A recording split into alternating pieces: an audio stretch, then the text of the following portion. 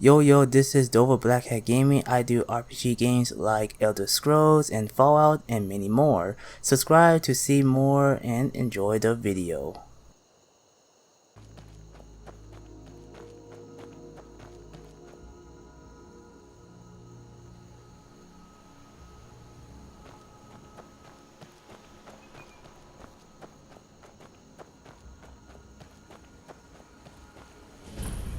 Hey, can I have a moment?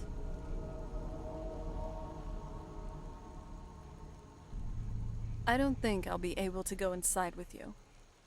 From what I've read, the Twilight Sepulchre is exclusive to only Nightingales. I won't be able to enter. I'll wait here. You stay safe. Hey, can I have a moment? Right behind you. All right then.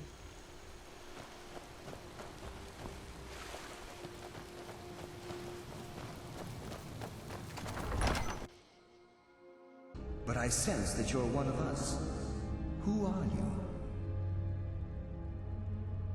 The last of the Nightingale Sentinels, I'm afraid. I've defended the Sepulchre alone for what seems like an eternity.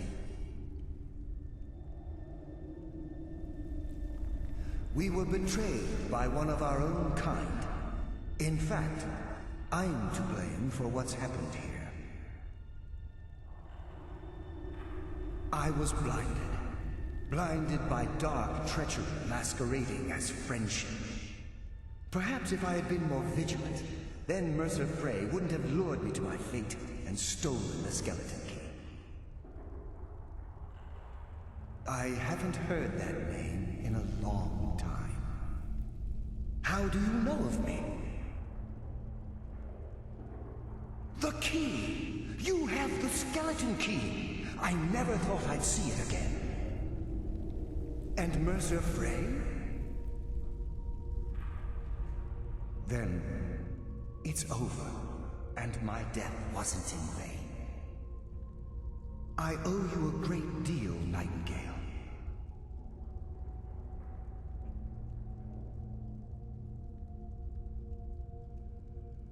You've done the Guild a great deed, and although they may not show it, I'm certain they appreciate your sacrifices. My only regret is that you had to undertake this task alone. Carlia? She's still alive? I feared she'd befallen the same fate, ending up a victim of Mercer's betrayal. Nothing would bring me more pride than to return the key. But I'm afraid it's impossible. From the moment I arrived here, I felt myself, well, dying.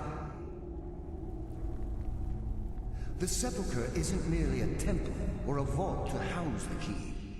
Within these walls is the Ebonmere, a conduit to Nocturnal's realm of Everglow. When Mercer stole the key, that conduit closed, severely limiting our ties to her.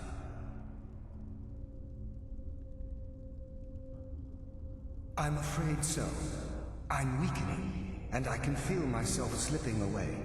The years without restoration of my power have taken their toll.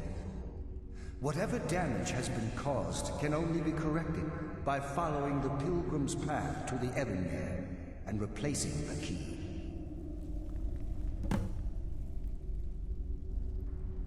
The Ebonmere is a conduit through which Nocturnal influences our world. Not through magic or blessings, but purely through luck.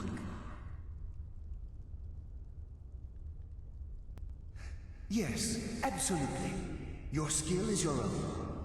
Don't let anyone ever tell you otherwise. But Nocturnal, she influences our luck. Nearly imperceptible assistance we get when we ply our trade.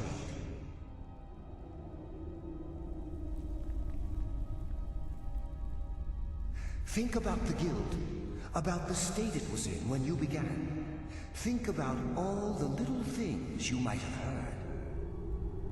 A pick breaking when it shouldn't have.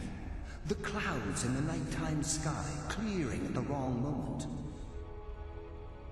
Our access to those bits of luck are what separates us from common bandits. Precisely.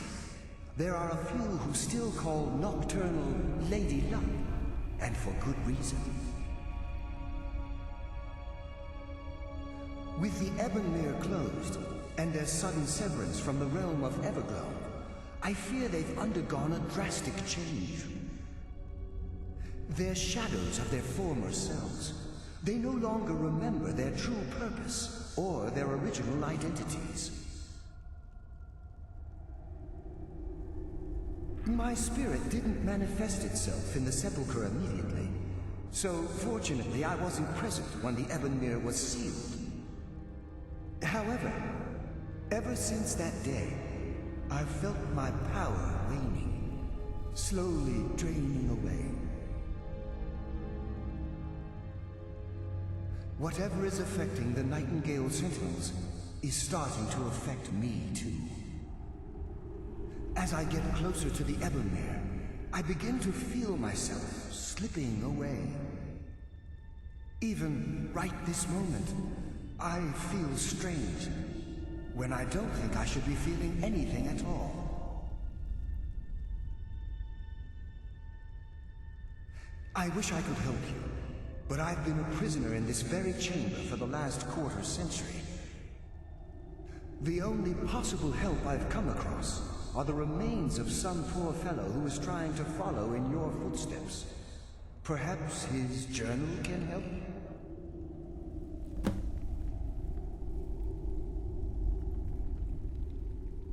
Good luck, Nightingale.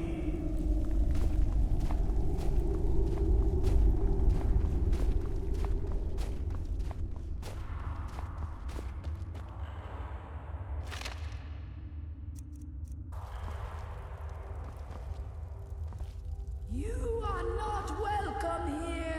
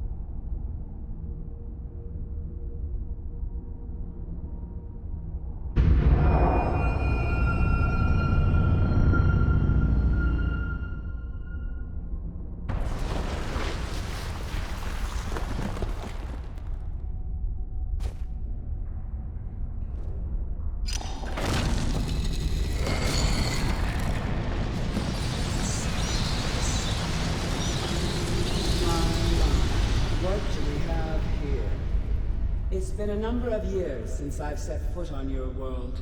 Or perhaps it's been moments. One tends to lose track.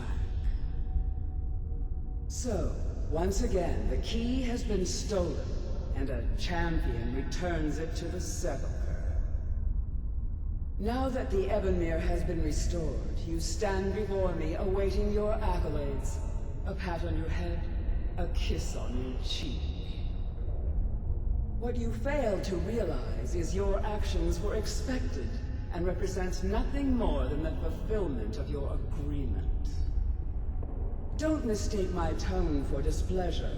After all, you've obediently performed your duties to the letter. But we both know this has little to do with honor and oaths and loyalty. It's about the reward, the prize. Fear not. You'll have your trinkets, your desire for power, your hunger for wealth. I bid you to drink deeply from the Ebonmere mortal, for this is where the agent of Nocturnal is born. The oath has been struck, the die has been cast, and your fate awaits you in the Everglow. Farewell, see to it that you stay this time, won't you?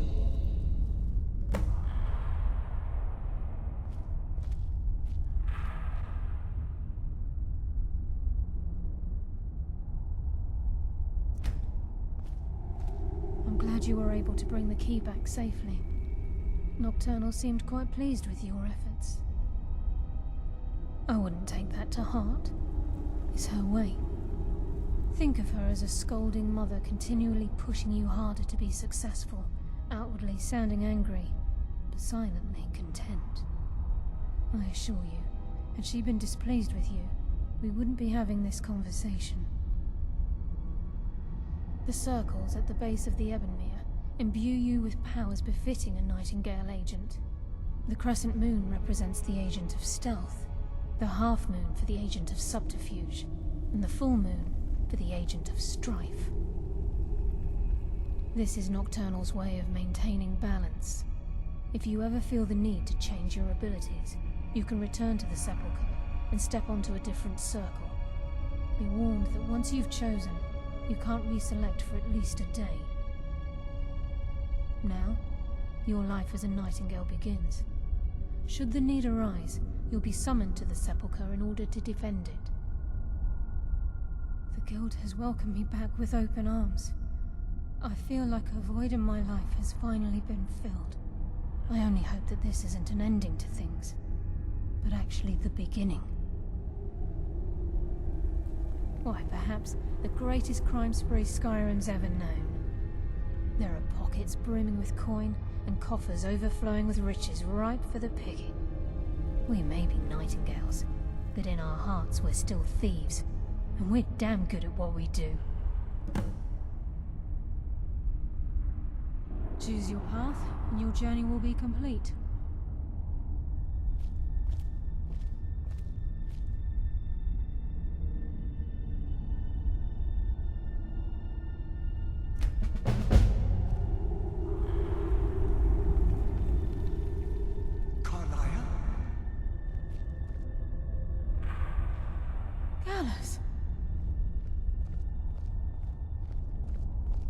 I feared I would never see you again.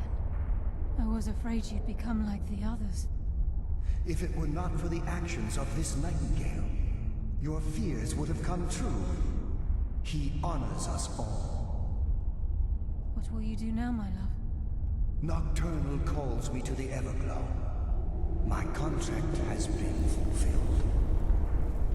Will I ever see you again? When your debt to Nocturnal has been paid, we'll embrace once again. Farewell, Gallus. Eyes open. Walk with the shadows. Goodbye, Carlyle.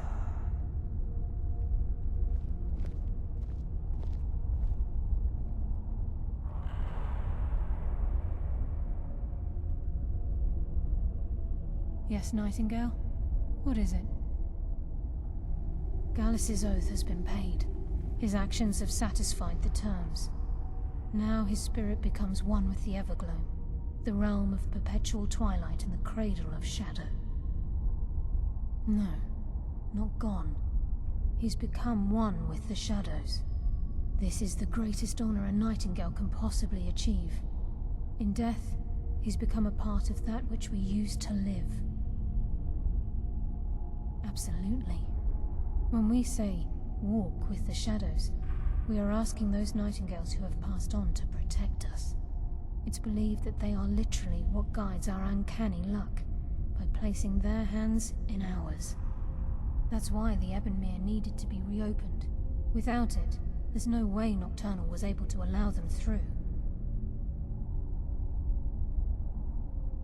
I've decided to make my home at Nightingale Hall. Since it's your home as well, I hope to see you and Brynjolf there. Of course, I may visit some of Skyrim cities to acquire things from time to time. Can't afford to get rusty now, can we? If this place is in danger ever again, the shadows will call. Should the need arise, a portal connects the Sepulchre and Nightingale Hall. Use it whenever you wish. She's the mistress of night and darkness, and the patron of every thief in Tamriel. Nocturnal isn't one for worship and reverence. There are no priests and no sermons, no services, and no alms. She influences our luck, and in return, demands payment. You're closer to understanding than you realize. The only difference is she doesn't demand payment in the traditional sense, and sometimes the cost can be quite high. Whether you know it or not, Nocturnal dictates how well we perform as rogues. Again, you have to think differently. Haven't you ever noticed how our luck behaves? Like a novice picking an impossible lock, or a blind man suddenly turning to face you as you reach for his pocket. It's through these subtle means that Nocturnal influences us. Nocturnal's whim is the greatest mystery to everyone. There have been volumes written on the subject. Does she exact payment when we die? When we suffer, does she revel in our misery? No one knows. The return certainly seems worth the risk, though. Farewell. Eyes open, and walk with the shadows.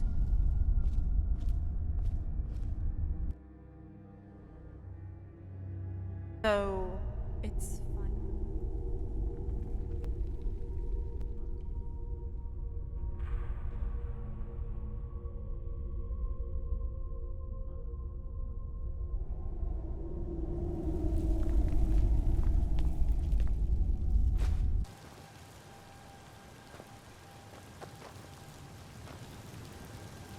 Rocks and valleys, crevices. This is the kind of place where hermits and fanatics dwell. You'd fit right in. I'm kidding. Nothing like a goose chase around the whole damned province.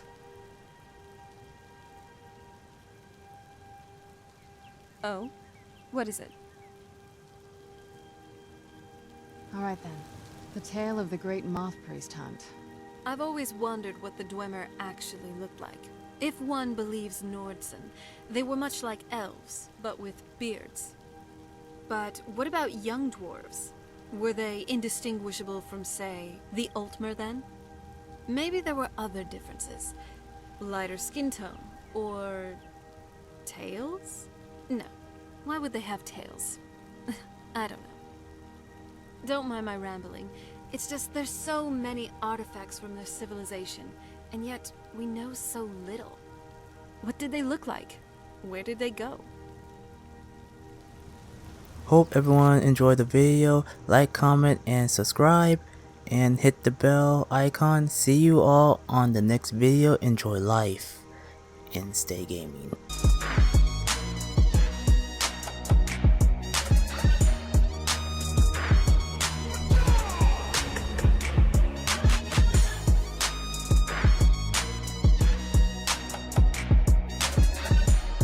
Walk with the army.